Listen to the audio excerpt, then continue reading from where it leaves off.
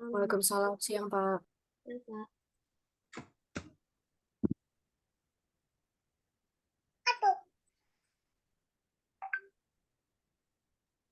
Ya, kita mulai ya kuliah kita.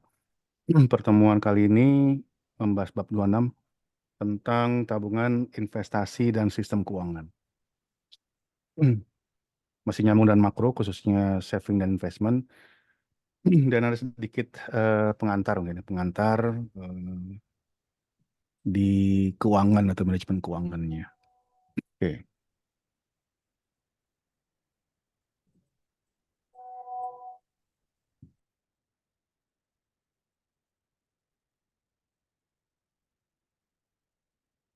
Ya, kurang lebih ya. Ini bab ini akan membahas tentang apa sih pentingnya tabungan dan investasi itu ke makroekonomi. Kan di perkuliahan sebelumnya sudah kita pelajari ya, tentang bagaimana menghitung pendapatan nasional. Bapak, Dan bahwa pendapatan nasional itu, ini ada suara yang bocor, coba adminnya di mute dulu ya, suara-suara yang lain. Oke, saya teruskan. Jadi waktu kita belajar tentang pendapatan nasional, di situ ada salah satu pendekatan untuk menghitung pendapatan nasional. Pendapatan nasional itu adalah investasi, ya, investasi. Dan kita tahu investasi di dalam negeri itu sumbernya adalah tabungan. Nah, jadi di bab ini akan kita lihat ya, dari mana sebenarnya tabungan itu bisa terkumpul. Dan bagaimana upaya atau kebijakan pemerintah supaya tingkat tabungan dan investasi itu bisa tumbuh. Yang akhirnya akan bisa menimbulkan pertumbuhan ekonomi. Ya, jadi keterkaitan antara sistem keuangan dengan makro di bab ini. Baik, kita mulai dari definisi dulu ya. Definisi tentang apa itu yang disebut dengan sistem keuangan atau financial system. Jadi sistem keuangan atau financial system itu adalah satu sistem yang di dalamnya membentuk kelompok-kelompok institusi atau lembaga dalam ekonomi yang membantu mempertemukan antara tabungan seseorang dengan investasi orang lainnya. Orang itu, person itu bisa diartikan dengan individu atau perusahaan atau lembaga yang lainnya. Jadi intinya sistem keuangan ini di dalam perekonomian selalu saja ada pihak-pihak atau seseorang atau lembaga yang kelebihan dana, ya kelebihan uang. Kalau ada pihak yang kelebihan dana atau uang, maka mereka tentu saja menyimpannya. Kemudian ada pihak lain yang kekurangan dana, dia butuh dana untuk melakukan kegiatan investasi. Dari mana sumbernya? Dari tabungan. Nah, ini sistem keuangan yang ingin menjelaskan fungsi dari sistem keuangan itu supaya kedua pihak ini bisa bertemu.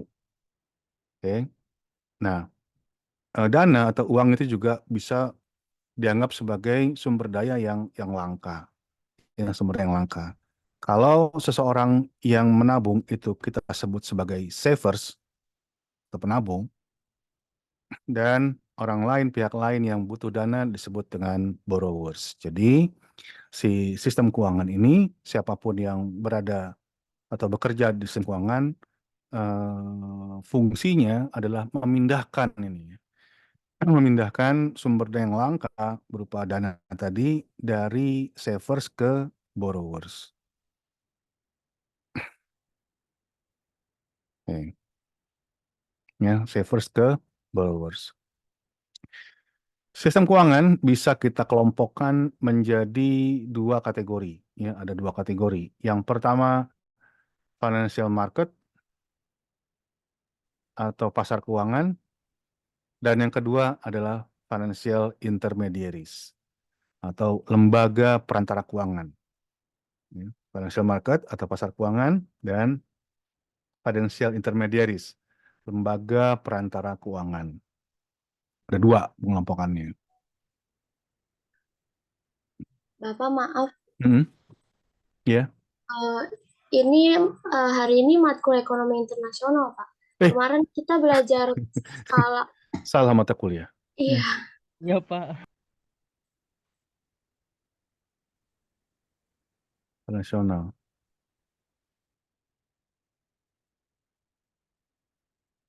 Internasional. Sorry, dari tadi. Tadi ngomong banyak. Baru diomongin sekarang. Bab berapa kemarin? Chapter 4, Pak, halaman Bab. 29. Oke. Ayo, banyak kelas gini modelnya. Oke, ya udah. Em, ini ya, bab 5 ya, kita masuk ke bab 5. Oke. Bab 5, itu judulnya kita bisa lihat, International Factor Movement. Apa itu? Pergerakan faktor produksi ya, secara internasional. Pembahasan kita dari bab 1 sampai bab 4 itu masih mengasumsikan bahwa ada perbedaan ya, ada perbedaan antara perdagangan internasional dengan perdagangan regional atau domestik. Perbedaan yang mendasar, dan kita masih bahas sampai bab 4 itu adalah secara internasional, di perdagangan internasional, barang dan jasa bebas bergerak. Ya, barang dan jasa bebas bergerak. Yang tidak bebas bergerak atau immobile itu adalah faktor produksi atau faktor. Nah, ini kita mulai bab 5 ini sudah mulai mengendorkan asumsi itu bahwa dalam secara internasional pun juga faktor produksi bisa bergerak. Jadi review, Bapak maaf, ya belum share screen, Pak. belum. Iya, belum di share screen PPT-nya.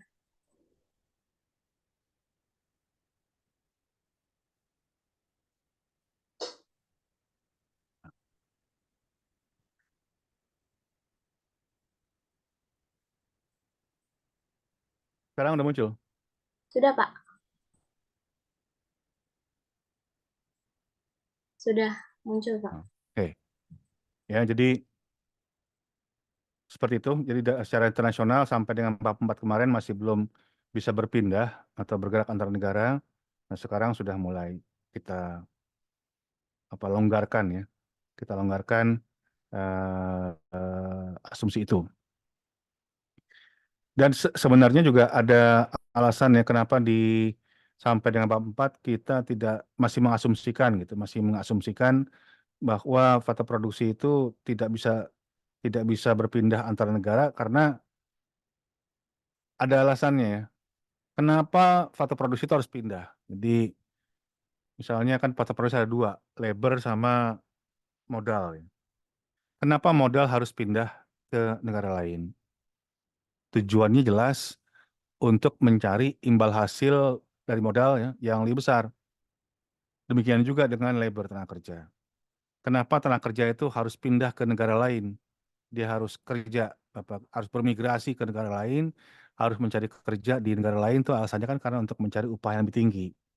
Tapi kalau merujuk ke bab 3 kemarin, yang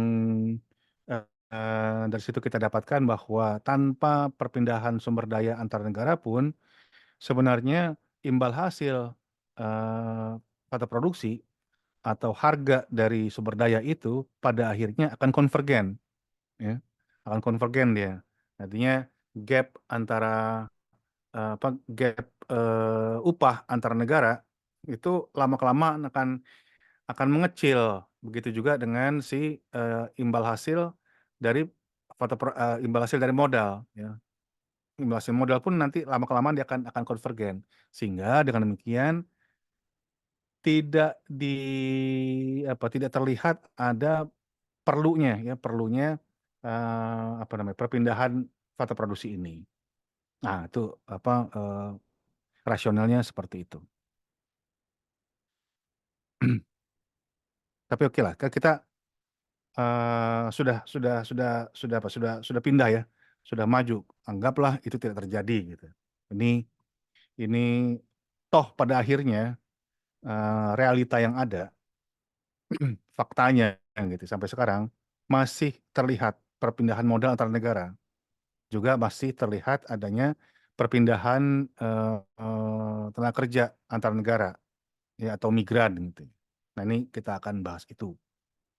Ya, jadi di sini kita asumsikan bahwa tenaga kerja itu mobile, ya, sudah bisa berpindah antar negara. Settingnya masih sama seperti yang kemarin di dua negara ini, bahwa si US itu capital abundant, modalnya berlimpah, dan India labor abundant. Kemudian akibat dari bahwa si US itu capital abundant, maka prediksinya upah akan lebih tinggi di US dibandingkan dengan di India. Ya. Nah, ada perbedaan upah ini, ya, selisih upah yang tinggi ini menyebabkan pekerja di India itu pindah, ya, bermigrasi dari US. Gitu. Sebenarnya ini juga perlu saya luruskan, ya, istilah migrasi. Migrasi itu perpindahan orang, ya, perpindahan penduduk gitu, dari satu daerah ke daerah lain. Ini bukan migrasi antar negara. Jadi termasuk juga perlu diluruskan pengertian urbanisasi. Urbanisasi itu kan orang-orang mengartikan perpindahan penduduk dari desa ke kota, padahal bukan seperti itu. Perpindahan penduduk dari desa ke kota disebut sebagai migrasi desa kota. Tapi kalau urbanisasi itu sebenarnya lebih kepada perubahan struktur kota. Salah satunya disebabkan oleh perpindahan penduduk tadi. Nah, ini jadi sedikit melenceng ke situ, ke istilah migrasi. Oke, lanjut. Pekerja di India dia bermigrasi ke US karena mengejar upah yang lebih tinggi. Jadi supply tenaga kerja di US akan meningkat, akibatnya upah pun menjadi turun. Ya, upah turun, di India sendiri supply turun, ya. Jadi kan supply tenaga kerjanya berpindah tuh. Supply di US naik, upah turun, supply tenaga kerja di India turun, upahnya naik. Jadi kalau dari dua ini berjalan secara simultan juga sama akhirnya. Ya, akibatnya adalah selisih upah antara dua negara ini akan berkurang, terjadi konvergensi di upah. Oke. Nah, migrasi pekerja di India akan berhenti. Ya kan dia pindah ke negara lain tujuan untuk mengejar upah lebih tinggi, tapi ketika selisih upah itu sudah tipis, bahkan udah nggak ada lagi, maka tidak ada alasan bagi pekerja di India untuk pindah. Ya, nggak ada lagi manfaatnya untuk bermigrasi. Nah, migrasi pun berhenti. Ya. Hal yang sama terjadi di faktor produksi modal, untuk capital. US sebagai capital abundant, India labor abundant, sehingga return to capital, imbal hasil modal, lebih rendah di US dibandingkan India. Terjadilah migrasi, ya, migrasi modal, ya, perpindahan modal dari US ke India untuk mengejar rate of return yang lebih tinggi, imbal hasil yang lebih tinggi. Supply capital di US turun, supply capital di India naik, yang akibatnya sama seperti tadi, selisih imbal hasil modal di kedua negara ini akhirnya akan hilang. Ya, ketika hilang, perpindahan modal itu sudah berhenti, nggak ada lagi. Gitu. Nah, cerita sederhana seperti tadi, ya. Cerita sederhana seperti tadi. Oke, sekarang ke harga faktor produksi, ya, yang akhirnya akan equal, faktor price equalization. Jadi dari cerita tadi, cerita perpindahan tenaga kerja dan modal akan menyebabkan harga faktor produksi di kedua negara, ya, antara negara itu akan equal, ya. Akan equal akibat perpindahan faktor produksi antara negara. Ya, saya ulang, perpindahan faktor produksi antar negara mengakibatkan harga faktor produksi antar negara akan sama, ya, akan equal. Dari situ kita bisa simpulkan bahwa perdagangan internasional bisa menjadi substitusi pergerakan atau perpindahan faktor produksi antar negara. Oke, ya. Jadi kalau tujuannya untuk menyamakan untuk mengequalkan harga faktor produksi antar negara bisa terjadi yang bersumber dari dua hal ya. Satu tadi perdagangan internasional seperti dijelaskan di bab 3 dan juga pergerakan pergerakan faktor produksi antar negara. Dua-duanya mengakibatkan faktor price equalization. Ya. Nah, seperti tadi ya saya bilang pada kenyataannya toh masih terjadi migrasi ya, migrasi. Nah, jadi dua yang bermigrasi, labor sama capital. Tapi masalah yang sering timbul itu di imigrasi ya, perpindahan orangnya, perpindahan labor. Sementara kalau perpindahan modal, ya, perpindahan modal antar negara itu isunya relatif lebih sederhana, lebih sedikit dibandingkan dengan isu-isu yang muncul di imigrasi. Oke, kita bahas yang capital dulu untuk itu. International Movement of Capital. Ada dua model perpindahan modal antar negara. Yang pertama FDI atau Foreign Direct Investment, yang kedua Portfolio Investment. Ada di bab 1 ya, bab 1 betul.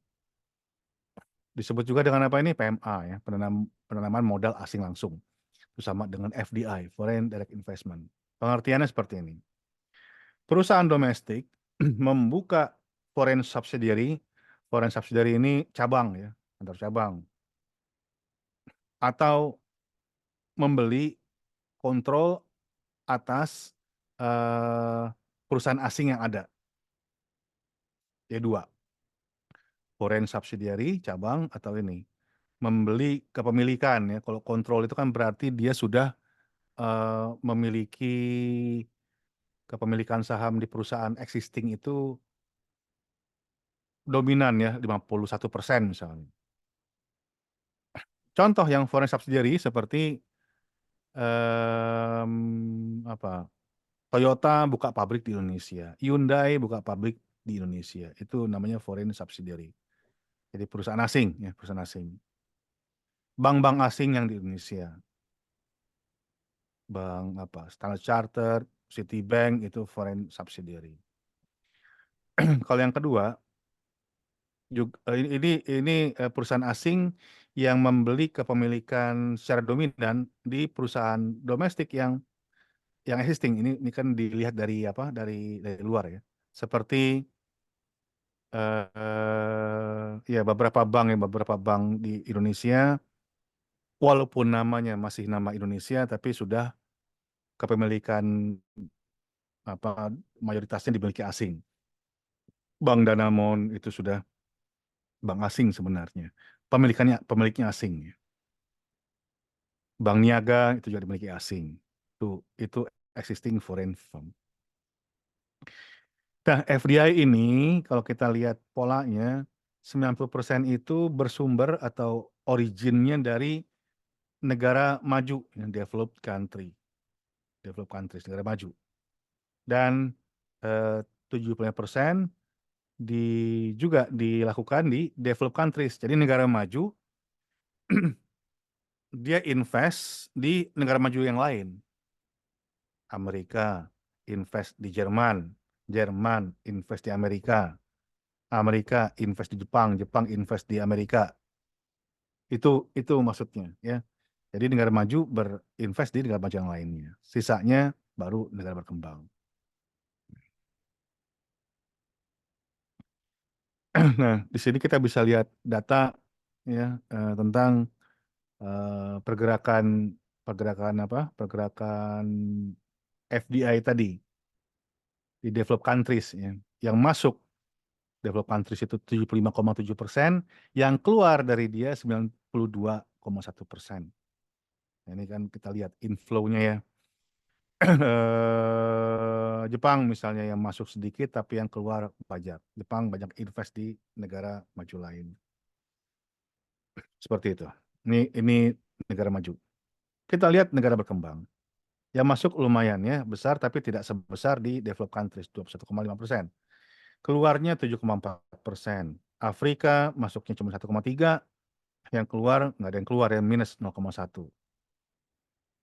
Ini menunjukkan bahwa negara maju lebih banyak berinvest di negara maju yang lain.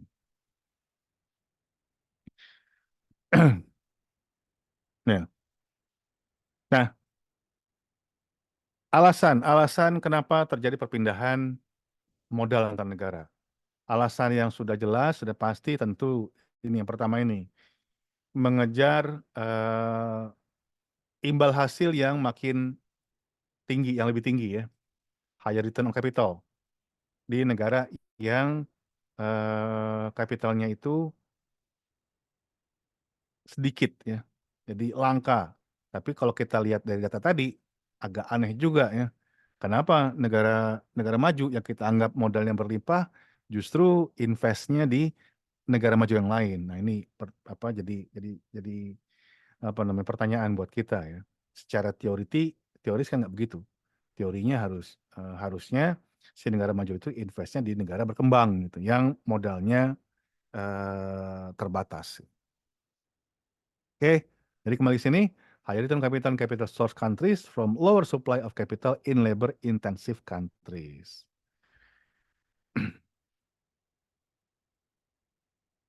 Dan invest di negara lain tentu ada hambatannya ya, ada obstacle-nya. Tapi kenapa tetap mau dilakukan? Itu tentu saja karena alasannya hambatannya lebih kecil, lebih sedikit dibandingkan dengan manfaat yang bisa dilakukan. Nah, ini biasanya yang banyak lakukan ya, alasannya extraction of natural resources, ekstraksi sumber daya alam. Kita tahu ini industri ini ya, industri ekstraksi sumber daya alam itu butuh modal yang besar. Secara teknologi sebenarnya tidak terlalu tinggi, tapi butuh modal yang besar. Itu makanya pertambangan di banyak negara biasanya dimiliki oleh pemodal yang datang dari negara maju ya, Amerika, Eropa, seperti itu.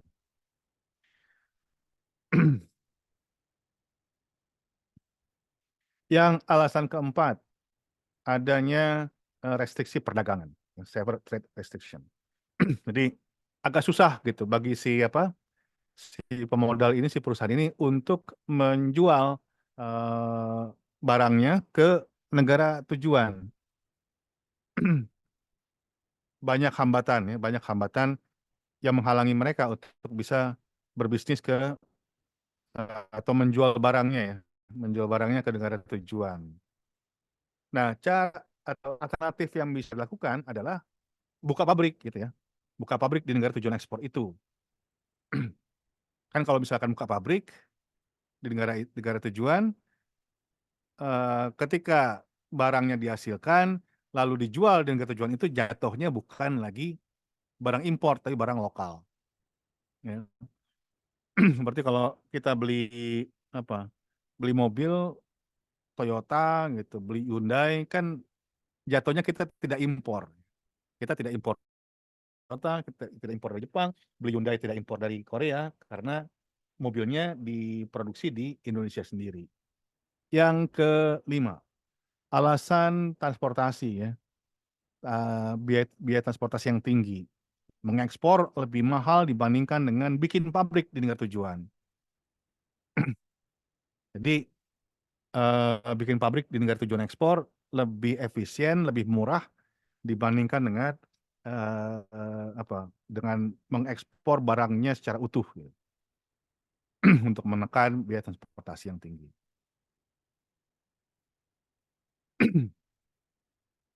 Yang berikutnya, barang yang terdiferensiasi, differentiated product. Kerap kali kalau kita mau mengekspor satu produk ke negara tujuan, itu perlu ada penyesuaian, ya, perlu ada modifikasi. Seperti misalnya kembali mobil ya contohnya. Kalau Amerika mau ekspor mobil ke Indonesia itu agak sulit karena Amerika kan dia setir kiri ya, kalau kita kan setir kanan. Sama seperti di Inggris ya, Inggris juga setir kanan. Amerika kalau mau ekspor tentu harus pindahin dulu setirnya dari kiri ke kanan. Nah, ini kan modifikasi. Belum lagi yang lain-lain. Apa di negara 4 musim kalau mobil itu butuh heater, ya, pemanas. Indonesia nggak butuh. Nah, itu perlu dimodifikasi. Ini kadangkala kurang efisien ya, kurang cost efektif dibandingkan dengan membangun pabriknya sendiri dengan tujuan. Yang berikutnya ya horizontal differentiation in the product process. Kita tahu ya ada diferensiasi secara horizontal dalam proses produksi. Ini juga menjadi pertimbangan ya. Pertimbangan kenapa buka pabrik di negara tujuan. Biaya operasi yang lebih rendah. Ada integrasi vertikal dalam proses produksi. Jadi kita sudah tahu proses produksi itu lebih efisien, lebih murah kalau dilakukan di negara yang kalau kita menggunakan ini ya, kita pakai teori HU saja. Proses produksi itu ada kalanya dia labor intensif dan ada kalanya dia capital intensif untuk barang yang sama. Barang yang sama. Contoh lah, contoh seperti handphone lah, misalnya handphone contoh yang lain di mobil. Handphone ada produksi yang capital intensif, ada yang labor intensif. Capital intensifnya kan bikin chipnya ya, bikin perangkat elektroniknya itu mungkin mahal. Nah, dilakukan di negara yang negara maju. Ketika proses berikutnya tinggal di assembling, dipasang-pasang, perangkatnya sudah jadi, tugas berikutnya, proses berikutnya adalah memasang itu, memasang si perangkat yang sudah jadi tadi, jadi handphone. Ini kan nggak butuh capital yang besar, tapi butuh tenaga kerja. Nah, ketika sudah masuk proses ini, maka proses produksi dipindahkanlah dari negara maju ke negara berkembang. Integrasi dalam proses produksi ini disebut dengan vertikal integrasi di proses produksi.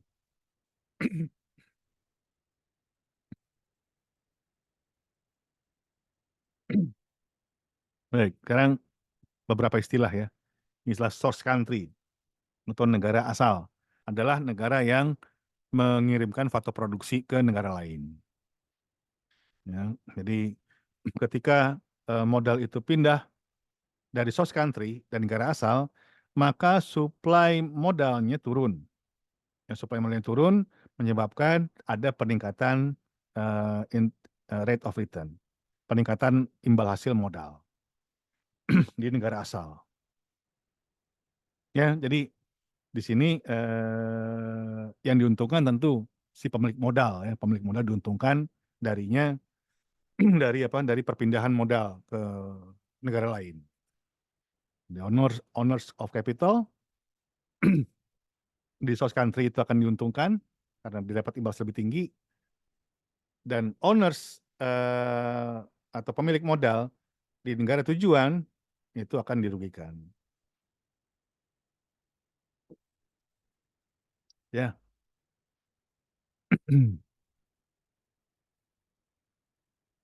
Gitu. Jadi penurunan supply dari capital akan berarti modal di negara asal itu akan berkurang. Jadi capital labor ratio-nya pun juga akan turun. Ya, capital labor ratio turun, produktivitas tenaga kerja akan turun, maka kemudian akan terjadi penurunan pertumbuhan dari produktivitas tenaga kerja dan juga upah di negara asal. Upah turun. Karena itu, ya karena akhir si labor itu akan dirugikan, maka di US itu sangat keras ya serikat buruhnya. Serikat buruhnya keras menentang investasi Amerika yang keluar negeri, yang mereka menentang karena akan merugikan mereka. Sebaliknya, ya, lawannya host country, negara tujuan, ya, negara tujuan dari pergerakan modal ini. Mereka akan menerima atau produksi dari negara lain, supply modalnya meningkat yang kemudian menyebabkan penurunan rate of return, imbal hasil modal. Labor akan diuntungkan, ya, tenaga kerja akan diuntungkan, gitu, karena capital per workers-nya akan naik, return to labor atau upahnya akan naik, ya. Jadi harusnya para buruh ini tidak menentang, ya, tidak menentang kalau ada investasi asing yang masuk. Justru sebaliknya, mereka mendorong investasi asing masuk karena menguntungkan mereka. Nah, ini secara grafis, ya. Secara grafis. Jadi kalau terjadi perpindahan modal, ya, di US sebagai sumber atau source country, tadinya di SK ini supply capital, ya, supply capital turun menyebabkan penurunan return capital. Sebaliknya di India sebagai host country ada ini, ya, return capital di US turun, kemudian return to capital di India ini, return to capital ini naik, ya, yang diuntungkan adalah si pemilik modal. India sebaliknya, return to capitalnya turun karena supply capital meningkat di situ.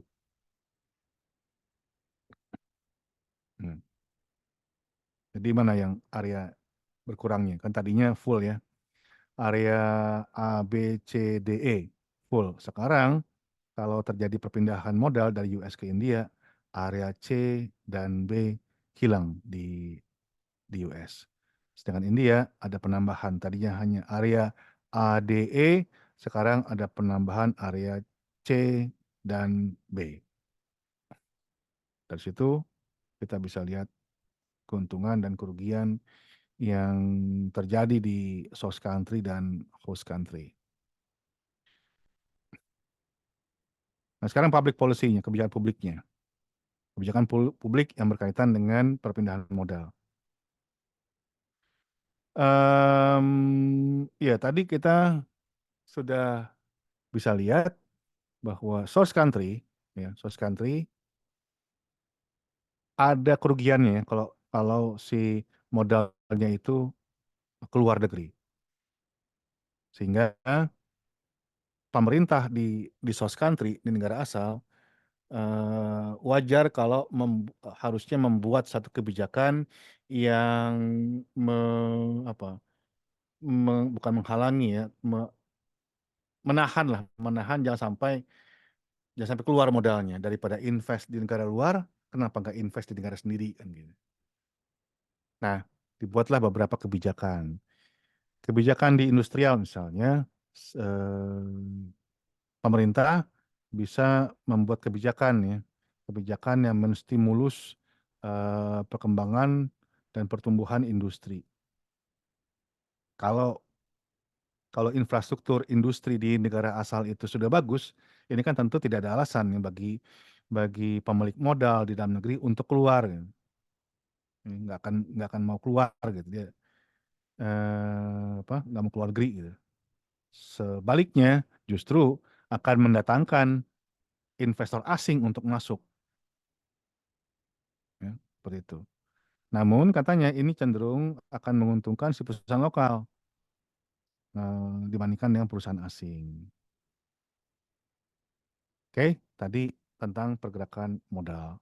Sekarang pergerakan manusianya atau labor, pergerakan tenaga kerja, disebut dengan imigran, ya. Cuman ini perlu dibedakan, ya, pengertian imigran sama yang non imigran. Tidak semua orang yang pergi ke luar negeri itu disebut sebagai imigran. Disebut imigran kalau individu itu secara permanen merubah country of residence, tempat tinggalnya, ya, di negara lain. Tidak harus warga negara, ya. country of residence itu tidak harus menjadi warga negara asing. Tapi yang perlu dicatat adalah permanen.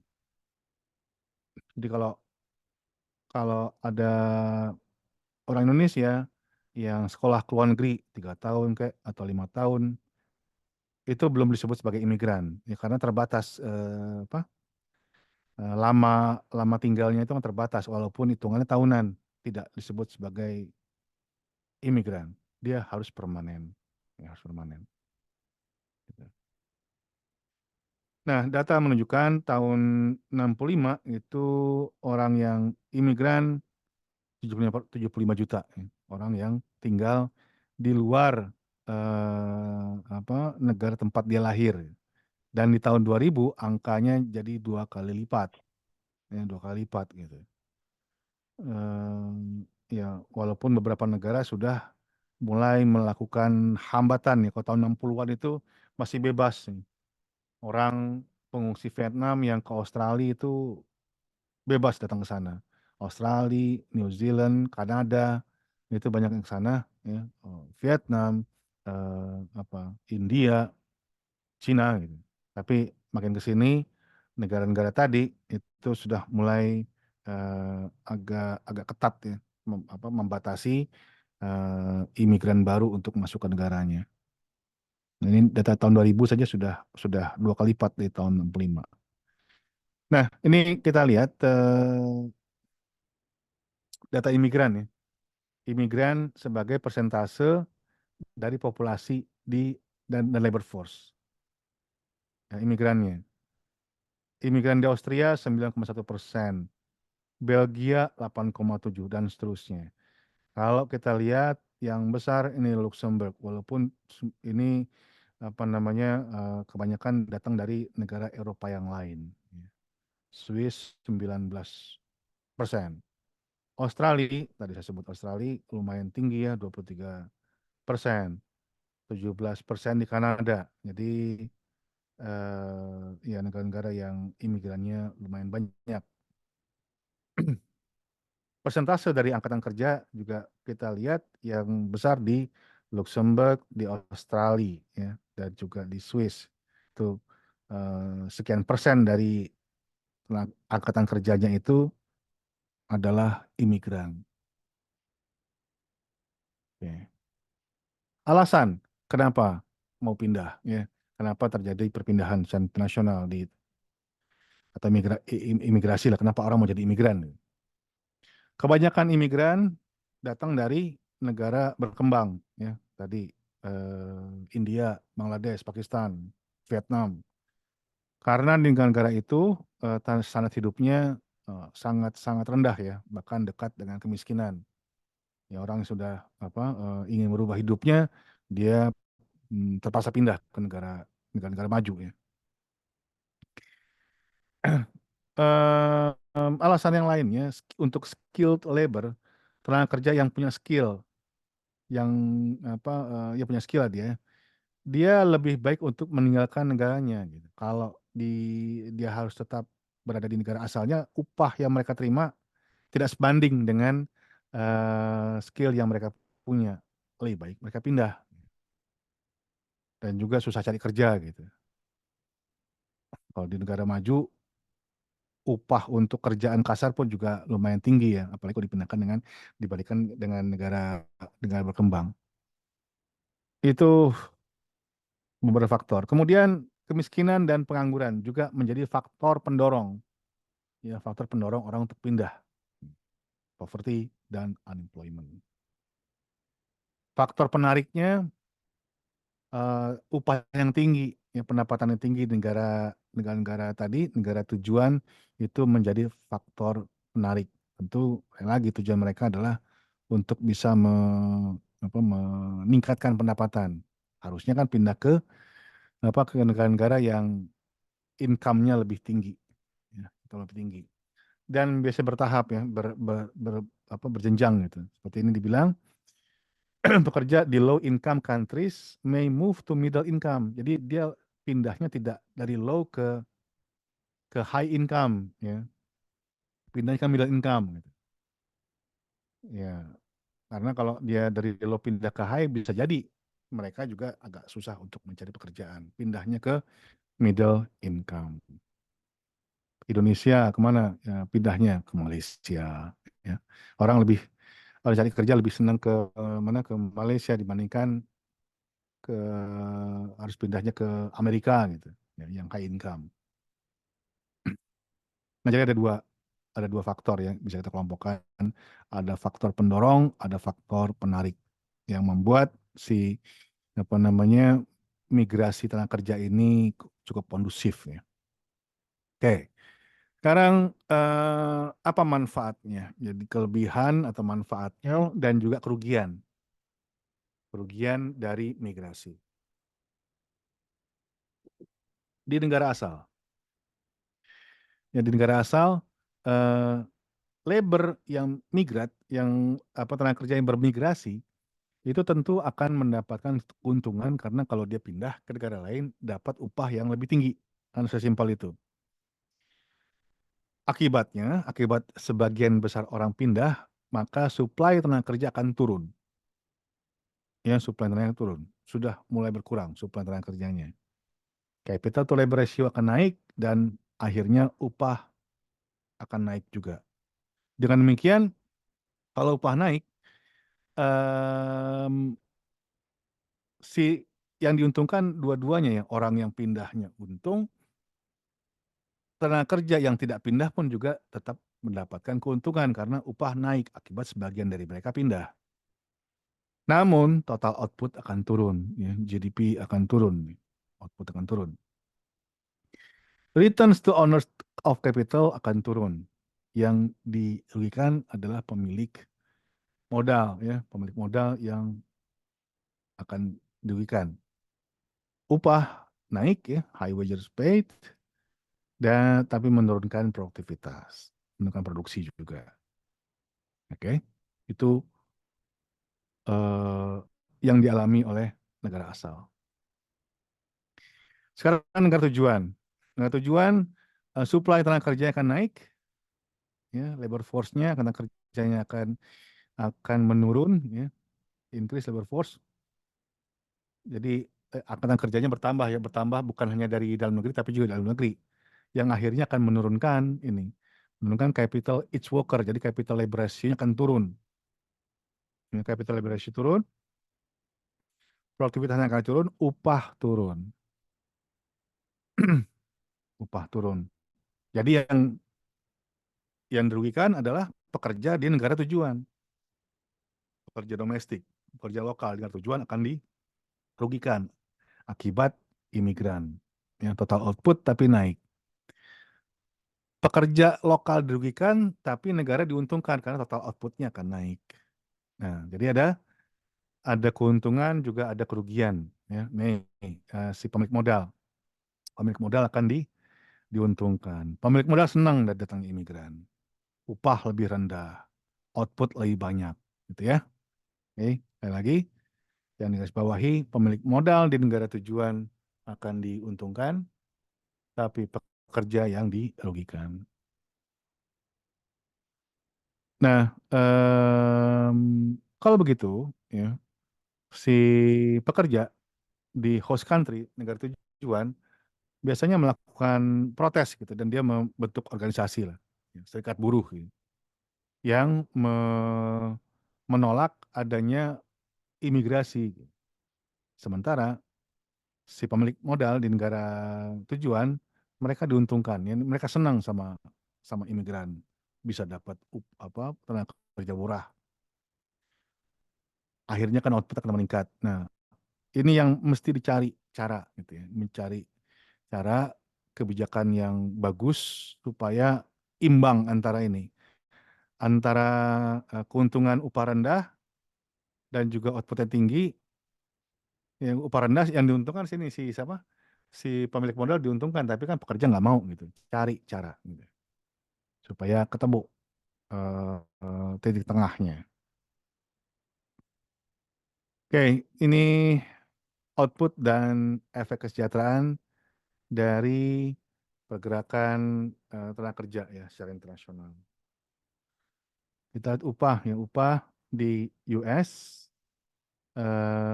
akan turun ya. Tadinya di sini, tadi di WUS, sekarang WUS aksen, upah turun. Di India sebagai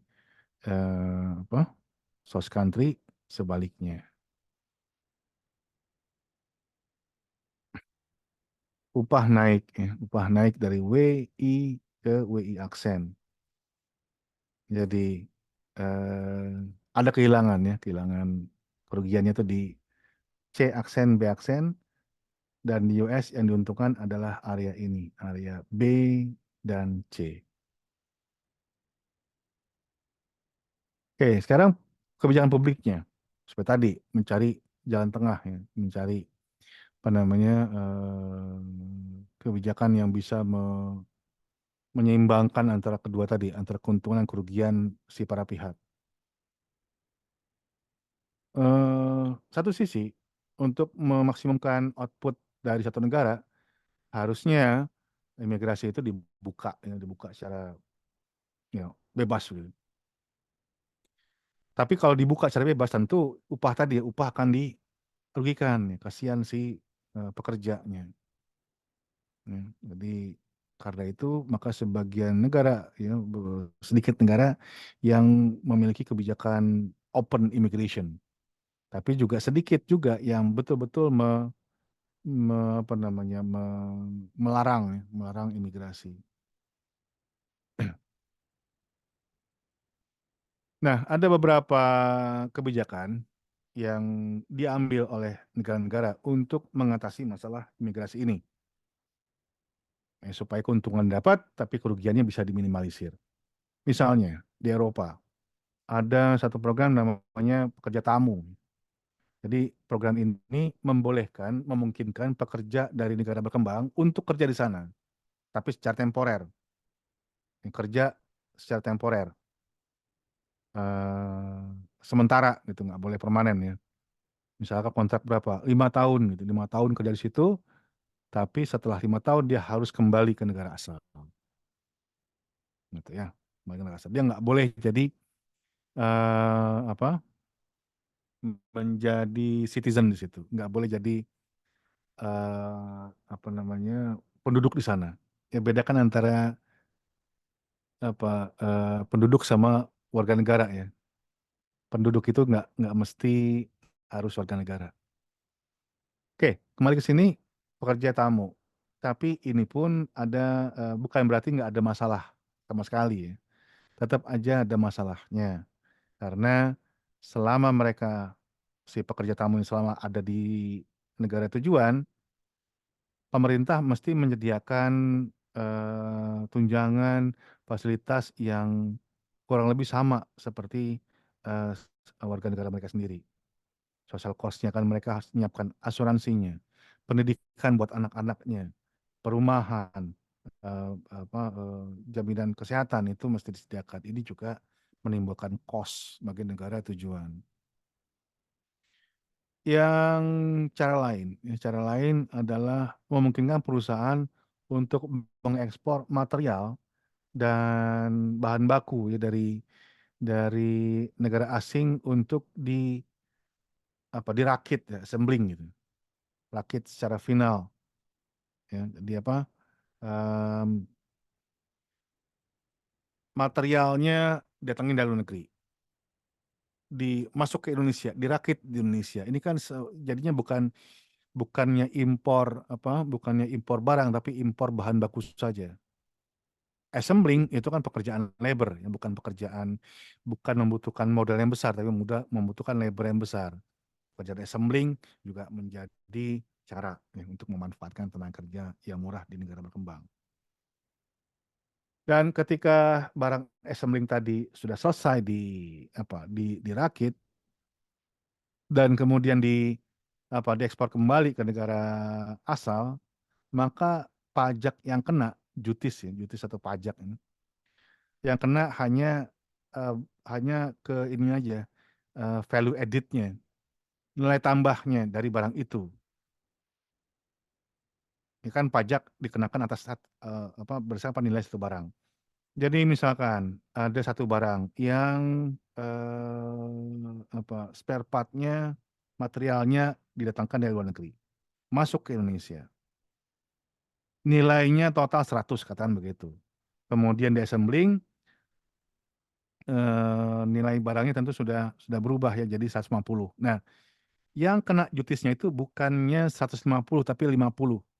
50 itu dari mana? Value added atau nilai tambah atau selisih dari si nilai bahan baku tadi dengan barang yang sudah jadi. Nah, ini penentuan jutisnya. Nah, ini memungkinkan perusahaan untuk memanfaatkan, mengambil keuntungan dari biaya tenaga kerja yang murah, ya. Memanfaatkan atau bisa menggunakan tenaga yang murah tanpa harus mengimpor langsung tenaga kerjanya. Nah, ini juga ada cara yang lain di US, satu program yang namanya Maquiladoras. Amerika sama Meksiko kan berbatasan, berbatasan. Dan eh, walaupun sama-sama di benua Amerika, ini kan yang satu negara berpendapatan tinggi, satunya kan rendah ya, Meksiko, sehingga upahnya rendah. Jadi yang namanya Maquiladoras ini, si perusahaan-perusahaan Amerika, mereka membuat pabrik ya, bikin pabriknya itu di betul-betul dekat perbatasan Amerika dan Meksiko. Nah, pekerjanya dari mana? Dari Meksiko. Dari Meksiko datang pagi-pagi, kerja masuk ke Amerika, kerja di pabrik yang di dekat perbatasan tadi. Begitu selesai kerja, ya mereka balik lagi ke Meksiko. Itu kan nggak imigran jadinya. Dari orang Meksiko yang kerja di pabrik yang berada di perbatasan tadi, jatuhnya kan tidak imigran. Tapi si perusahaan Amerikanya bisa menikmati itu, bisa menikmati upah rendah, ya, tanpa harus mendatangkan atau menjadikan si labor ini sebagai imigran. Kemudian juga ada berupa ini ya, jadi subkontrak ya, untuk paperwork, processing, design, dan engineering work. Kita biasa ngelihat ya barang-barang elektronik misalnya, yang mungkin merek Amerika atau merek Eropa, tapi dibuat di Cina. Biasa kita lihat di boxnya atau di buku manualnya, design ya engineered and design in US, manufactured in China. Nah, itu contoh yang kedua ini. Jadi desain produknya ya, engineered-nya datang dari negara maju Amerika, tapi pabrikasinya di negara-negara yang buruhnya upahnya lebih rendah. Itu yang kedua. Oke. Jadi itu ya kita bahas soal perpindahan faktor produksi, labor, tenaga kerja, dan juga modal atau capital. Ya silakan kalau ada yang mau ditanyakan.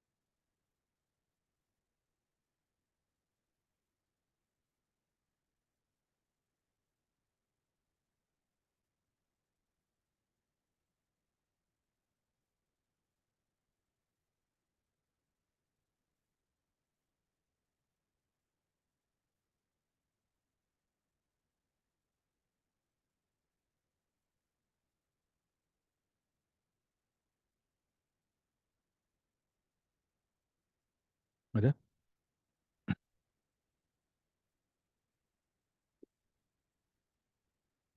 Oke, kalau nggak ada saya tutup saja ya. Selamat siang. Assalamualaikum warahmatullahi wabarakatuh. Waalaikumsalam warahmatullahi